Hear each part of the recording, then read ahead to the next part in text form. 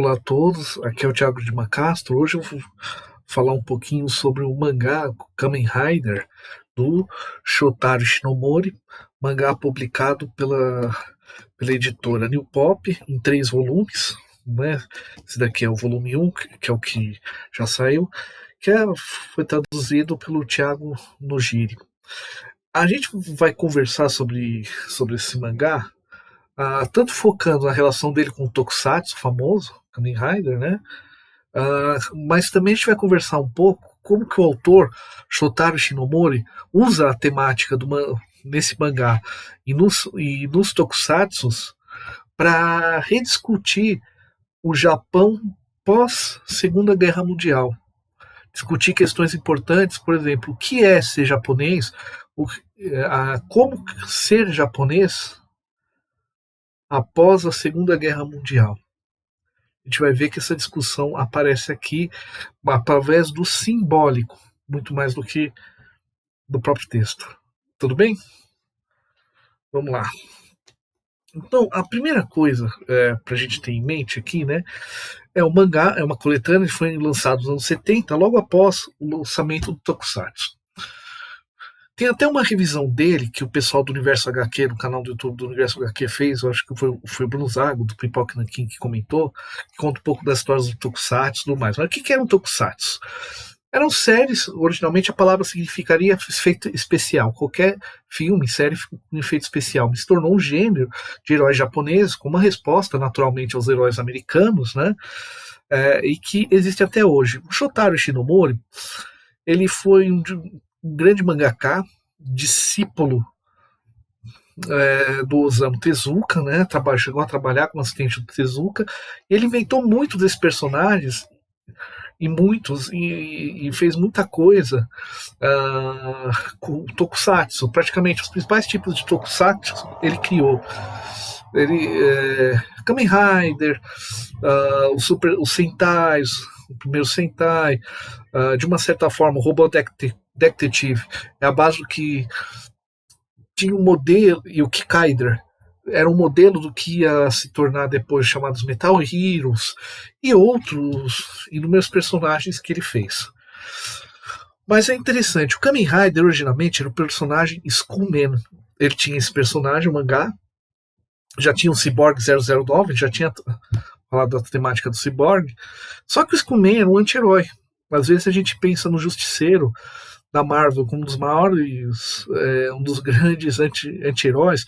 O Skullman, ele é um anti-herói. Ele é tão anti-herói, digamos assim, que ele tinha uma frase que define o personagem. Quando existe um mal muito grande, é preciso de um mal maior para combater. Então, realmente, ali contava a história de que uma organização ligada ao antigo nazifascismo japonês faz uma série de experiências e ele vai ter que acabar com essa organização e matar as pessoas que passaram pela experiência também. Uma série pesada. Transformar isso no Tokusatsu, que era uma coisa voltada para crianças, não para adolescentes, mas para crianças, ia ser muito complicado. Então, o que foi feito? Ele criou o Kamen Rider, adaptando, e que ele realmente é um herói. E virou uma série muito longa. Começou com Tokusatsu, depois ele lançou como mangá, aproveitando alguma. Não é exatamente. Tem muita coisa semelhante, mas não é exatamente igual. Se você assistir, você vai ver muitas semelhanças, mas coisas diferentes. Ao mesmo tempo que você vê como que a série do Kamen Rider ela vai criar uma série de motivos que vão estar presentes em diversos outros Tokusatsus depois. Mesmo aqueles que a gente viu no Brasil, como Changeman, tudo, o próprio Kamen Rider Black, que foi feito também pelo Shinomori e tudo mais. Agora, as ideias isso eu queria comentar, as ideias que não deixaram de fazer, aqui vai aparecer um filme de 92 chamado Kamen Rider Shin, ou Shin Kamen Rider. Mas vamos lá. É um mangá bem divertido, né? Para quem conhece Tokusatsu, é um Tokusatsu em formato de mangá, em muita ação, muitíssimo divertido, muito legal de ler. É interessante que quando a gente vê aqui o mangá dos anos 70, a gente vê a linguagem de mangá que a gente conhece hoje sendo estabelecida aqui. Vou mostrar aqui uma sessão, só para mostrar, por exemplo, uma sessão de algumas páginas aqui, né? Olha que página dupla bonita, tudo. Mas queria mostrar uma sessão, uma sequência muito interessante para vocês aqui, para ver como que ele sabe mexer com a ação. Não vou ficar focando muito para não dar os spoilers, né? Lembrando, a gente lê de cá para cá e vai indo.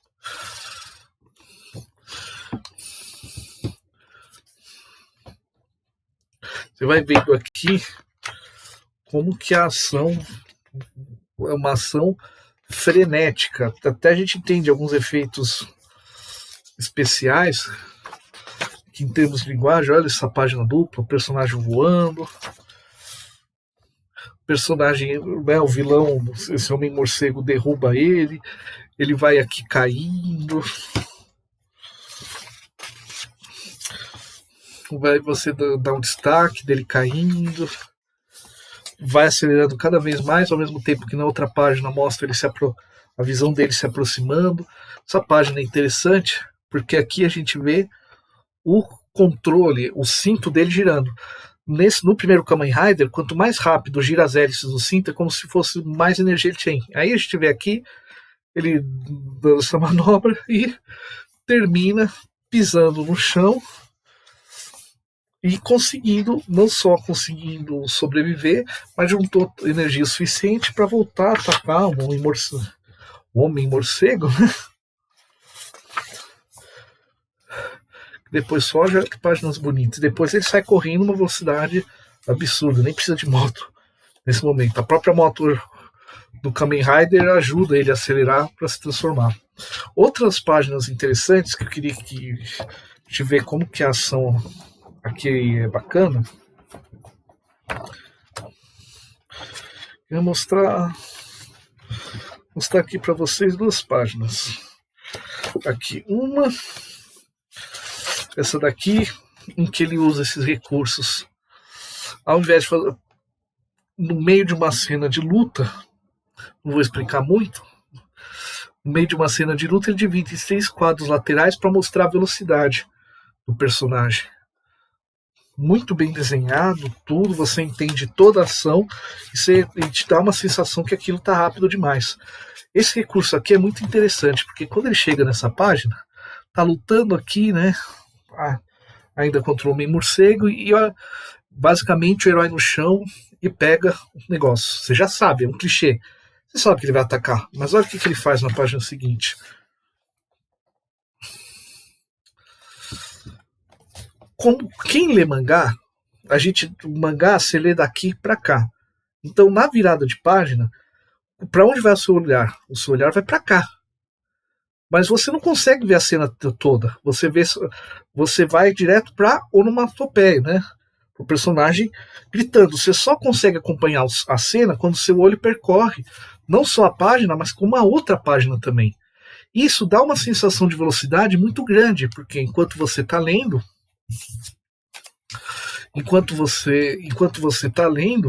é como se ele ele jogasse o seu olho para um local que não iria, no sentido oriental de leitura, você não iria para o canto ali, você foi aqui para o desenho. Então a gente vê como ele domina essa questão do desenho e a questão da movimentação, que o Tezuka herdou de outros, principalmente do primeiro desenhista, personagem Mickey, por exemplo, várias coisas. Agora, tem um lado muito interessante que é o seguinte. Então a gente vê que é um mangá divertido, temática de tokusatsu, mas ele também busca fazer uma outra coisa, que é o quê? Aquilo que eu comentei, que é pensar o Japão. Por quê? O Japão sofreu muito no final da Segunda Guerra pelo seguinte. Da mesma forma que a Alemanha tentou dominar o mundo, o imperador Hirohito, ele quis dominar o mundo. O imperador, considerado como um ser divino, claro que essa análise que eu vou fazer tem lacunas que precisava conhecer mais sociologia do que se produz em termos de análise cultural no Japão, da história da arte do Japão. Mas a gente tem que ler pensando na própria cultura japonesa, que é para quem o Shotaro ele é japonês. Você vê, nasceu em 38, morreu em 98, 60 anos, morreu jovem até, nasceu em 38, e é daquela geração pós-guerra que tem que refletir o que a gente fez, o que a gente faz agora. Numa comparação, havia muita relação entre o Japão e a Alemanha antes da Segunda Guerra Mundial. Era tão forte que um filósofo como Martin Heidegger tinha obra muito mais conhecida no Japão e muito mais compreendida até do que seus pares. O Heidegger, nesse contato com o filósofo japonês, ia traduzir o Tao Te Ching, por exemplo. Ele só não fez essa tradução, pois, segundo ele não conseguiu compreender a essência da língua japonesa. Desculpa, da língua chinesa. Então ele não parou a tradução. Essa relação era muito forte. E da mesma forma que o nazismo pegou elementos importantes da cultura alemã e se apropriou, e o Heidegger é um exemplo nesse caso, porque o Heidegger era nazista, mas algumas críticas filosóficas que ele faz à técnica, ao homem perder um contato com a natureza, com a industrialização, a crítica técnica que ele faz é válida. O nazismo se apropriou dessas críticas, se apropriou de elementos do nacionalismo alemão, de elementos que eram inclusive interessantes, e tomou ele para si, de maneira que após a Segunda Guerra Mundial ficou difícil para a Alemanha se entender como alemão. O que é ser alemão? Será que esses ideais, como separar aquilo que o nazismo se apropriou,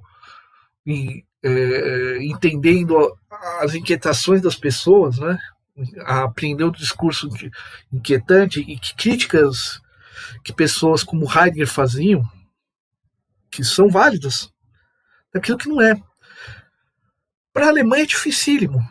Para a Alemanha é dificílimo passar por isso. Porém, a reação dos países sobre a Alemanha ela não foi tão desmedida. Teve muita violência, seja do exército do eixo, seja da ação soviética, teve extremos, mas compara com o Japão. O Japão foi a mesma coisa. O Hirohito pegou todo o neonacionalista. É inclusive curioso que para o Japão, para o imperador japonês tomar o poder absoluto, ele acabou com o shogunato e com a tradição dos samurais, se ocidentalizando de uma certa maneira. Mas para a Segunda Guerra Mundial, nesse ideal de conquistar o mundo, ele trouxe o ideal dos samurais para o exército de novo. Críticas, por exemplo, a cultura, se a gente vê a arquitetura japonesa e vários elementos do pensamento shintoísta e por aí vai, existe uma relação entre equilíbrio, o homem e a natureza, que é muito interessante. Então a arquitetura japonesa ela sempre visa esse equilíbrio entre as duas coisas, entre o homem e a natureza. O Hirohito absorve isso para si também. Porém, o que acontece no final da Segunda Guerra Mundial? O Hirohito teve que assinar um termo de que ele não era alguém divino. Como é que você ver o imperador do seu país sendo obrigado a assinar um termo como esse? Mesmo que você não acreditasse na divindade dele. E depois caem 2 bombas ali no Japão, que foi completamente desmedido. O Japão já estava rendido, foi uma violência, por mais que o Japão tenha feito muita prostituição durante vários países, China, Coreia, Vietnã, teve muitos mengueles japoneses, muitas experiências científicas para tornar o homem, para melhorar o homem, e por aí vai, toda aquela besteirada que os nazistas também fizeram. Da mesma maneira, os japoneses fizeram com chineses, com coreanos, com vietnamitas e por aí vai. Mas aí, quando o Ocidente tem uma ação desmedida contra ele, diferente da Alemanha, você pode olhar e falar: no fundo estava certo, olha o que os estrangeiros fizeram conosco, a gente já estava rendido. Então, o japonês repensar, para o Japão se repensar após a Segunda Guerra, é muito mais difícil do que a Alemanha até hoje. É muito mais difícil. E por que aí o Kamen Rider é interessante? Essa questão de luta contra esses ideais do Japão tentando conquistar o mundo, do nazismo, do fascismo, é uma obsessão do Ishiro-Mori. Por quê? Cyborg 009 fala dessa temática, Skullman fala sobre essa temática, Kamen Rider fala sobre essa temática, Robô Detective, que é um seriado em que é um policial que, numa ação policial, sofre um acidente, é transformado em robô, mas quer recuperar sua humanidade. Parece Robocop? Parece. Que sabe, Robocop foi um plágio, parece de banho, outras coisas que vieram depois. Então essa temática do homem ser instrumentalizado, ser tornado uma coisa para a realização de desejos de algum líder carismático, de um líder que se vê como um ser absoluto e divino, é quase uma obsessão que vai permear todos os tokusatsus. Se você assistir, não chegou a passar na televisão brasileira, mas tem pela internet, o primeiro Kamen Rider lá dos anos 70, ele é até didático, ele fala, olha, o Japão colaborou sim com a Alemanha e a Shocker, que é o grande inimigo dele, é um subproduto dessa locação, ali é direto. Aqui ele é um pouquinho mais sutil. Eu não vou dar spoiler nem desse volume, nem dos que vem adiante, mas aqui ele é um pouquinho mais sutil nesse ponto. Mas você vê, por exemplo, aqui você vai ver que os inimigos morrem e derretem. Os ideais que a Shocker vai apresentando, os monstros de controle, de todos serem iguais, da busca do homem superior, ele pegou todos os valores do Japão, do nazismo, do fascismo e do próprio Japão e colocou ali. Então, aqui, de uma forma um pouco mais sutil, ao invés de colocar esses elementos mais descaradamente, ele coloca nos inimigos. E isso vai ficar para os tokusatsu por muito tempo. Quem é da minha geração e assistiu Changeman, por exemplo, o que era o Sr. Bazu se não um líder carismático fascista? Flashman, todas essas temáticas. E aqui ele faz algo interessante, porque eles transformam ele num ciborgue, um cara que é o máximo, é atleta e universitário, um gênio. Né? Transformam ele num ciborgue e tudo mais. Olha que interessante. Ele usa capacete aqui. Um capacete, uma armadura em formato de animal. A armadura samurai era isso. Os inimigos dele, como a gente viu, ó, uma mistura de homem com aranha, uma mistura de homem com morcego, que era a indumentária do samurai, em forma de demônios, capacete, às vezes essas figuras. Só que ele se coloca como o herói da natureza, o representante, né?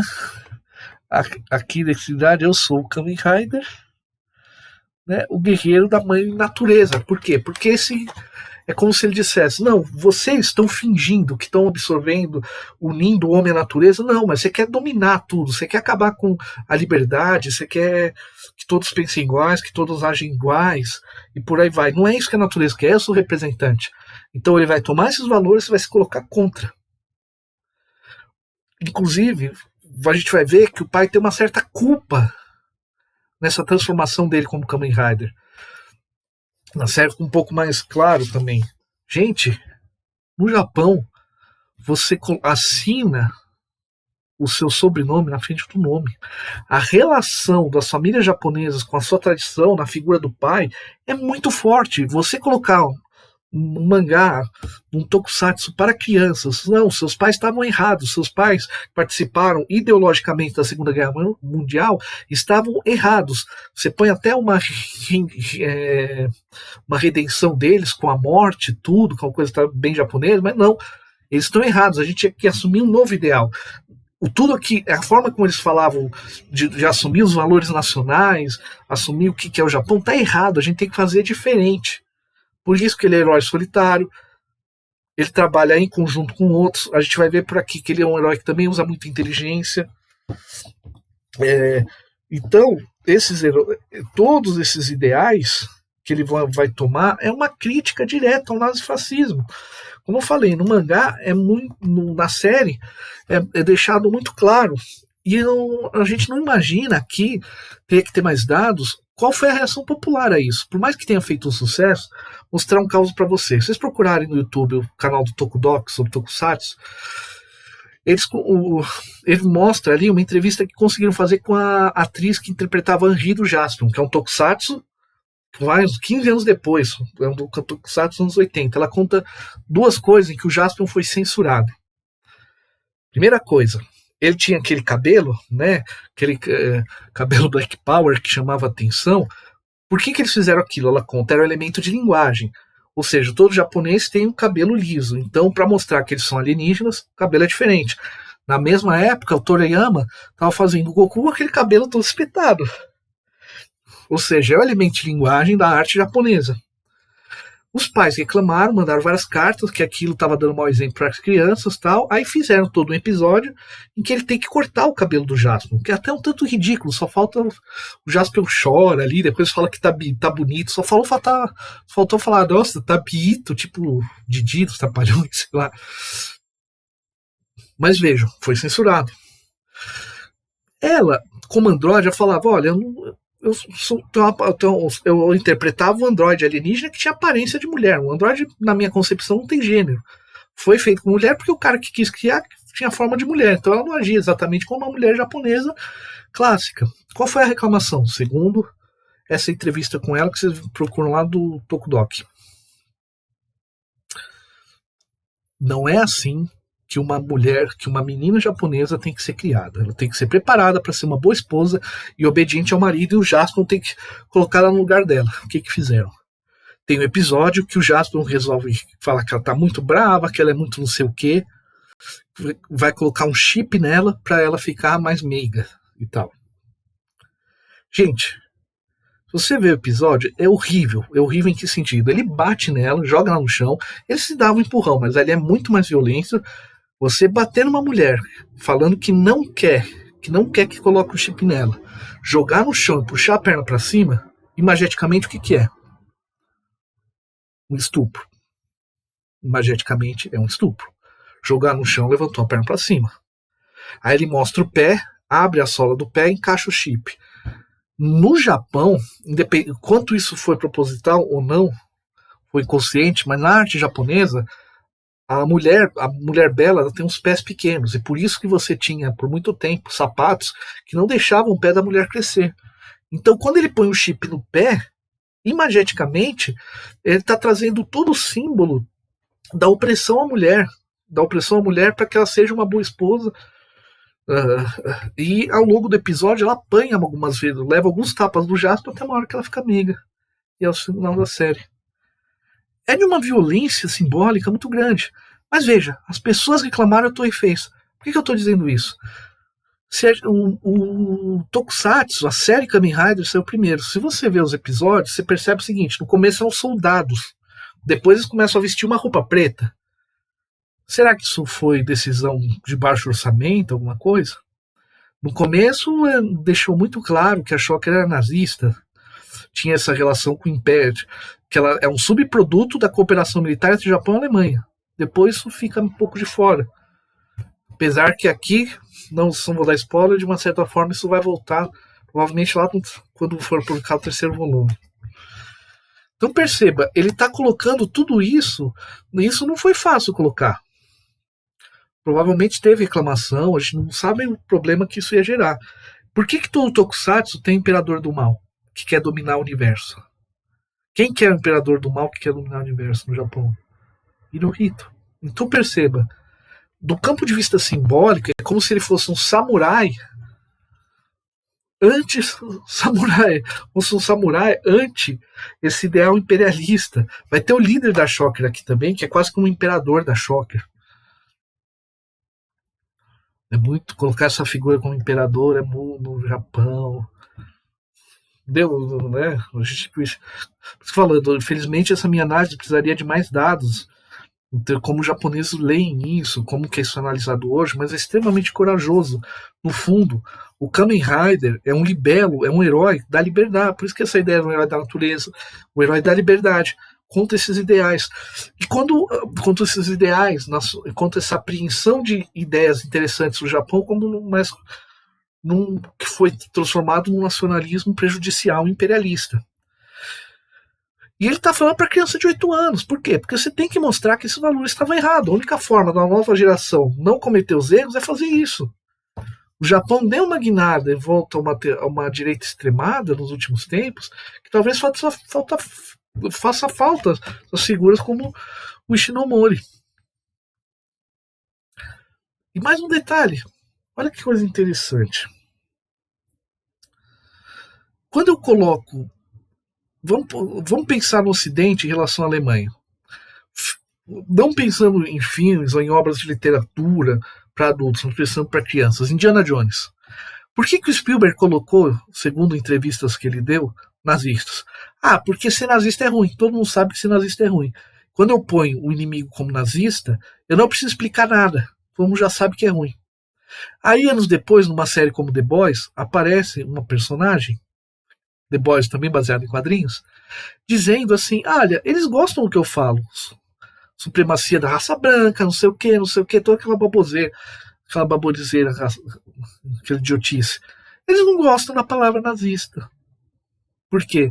Porque na cultura pop a gente foi trabalhar tanto a figura do nazista como ruim, sem explicar os valores, que agora eles voltaram a ser aceitáveis. A alt-right americano, tem o neonazismo no Brasil. Enquanto aqui, ele não só faz uma ligação histórica, mas enquanto todos os Kamen Riders, todos os inimigos em geral, com que os personagens que o Shinomori criou, eles têm o ideal, eles são uma materialização do ideal nazista dentro daquilo que a criança pode aprender. Seja no simbólico, na coisa, de ter uma coisa meio falsa, mas meio samurai, essa mistura de máscaras com objetos, com figuras de demônios ou de animais, essa relação com natureza, né, animais meio plantas, não sei o quê, essa tentativa de dominar todos, sempre no final das contas o chefe é meio patético.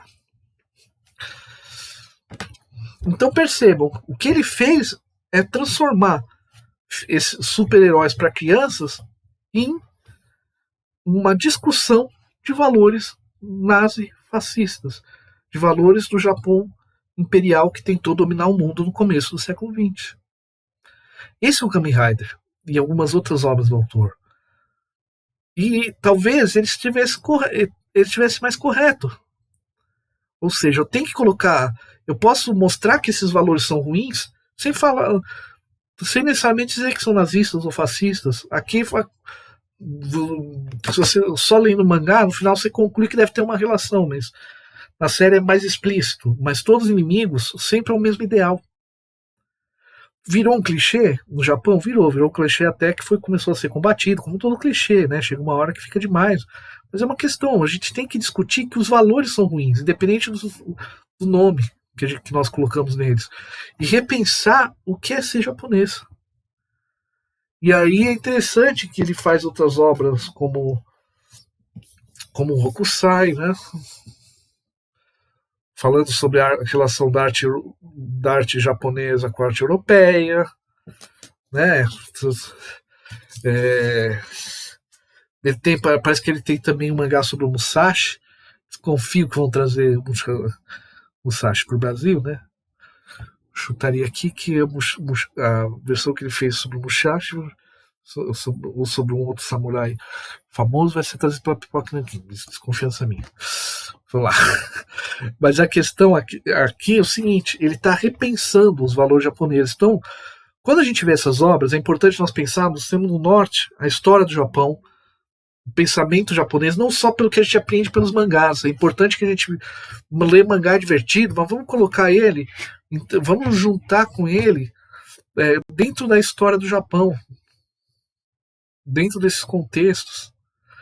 Até Cavaleiro Zodíaco a gente pode começar a repensar quando a gente pensa que a geração que também pertence ao Kurumada, por exemplo,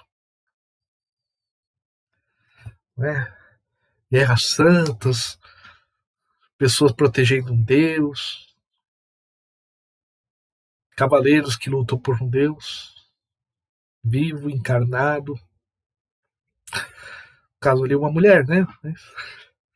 É de pensar, tem muita. Então, eu acho que vale a pena a gente ler, mas vamos pensar sobre isso.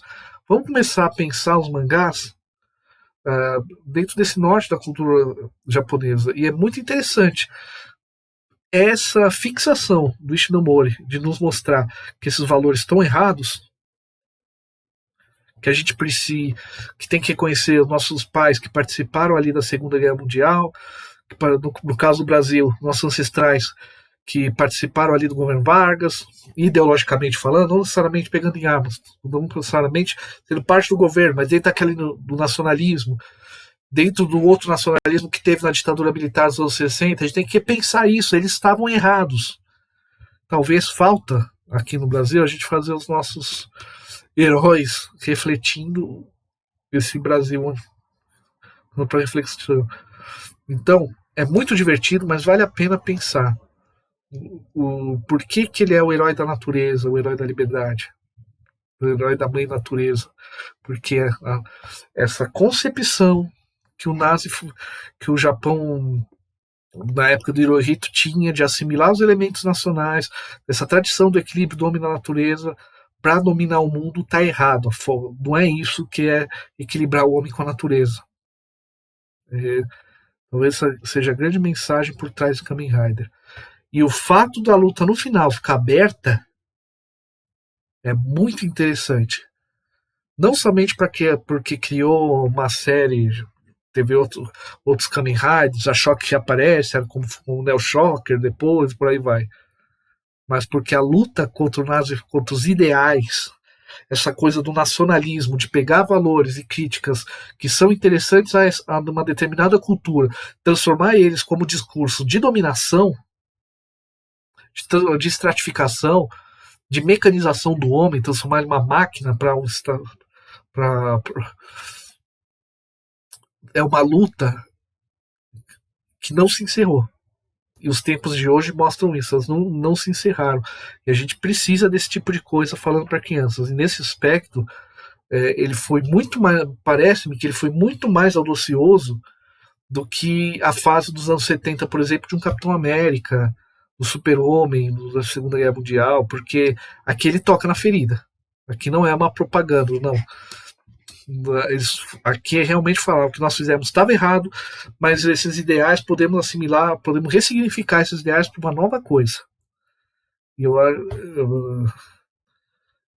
que falta faz um Shotaro Shinomori nos dias de hoje? Que falta faz?